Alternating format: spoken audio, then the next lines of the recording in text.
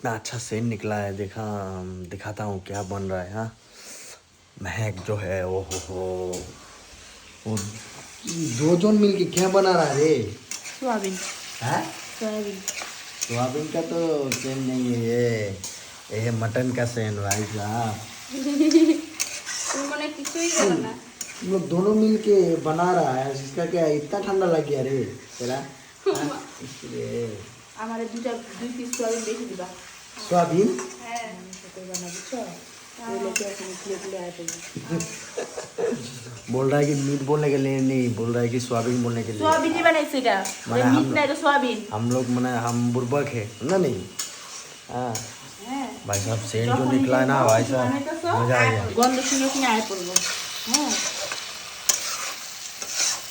সত্য সর খাওন দেখলে খেলে আয় পড়ো। ओए भाई को सो एक खाया देखी।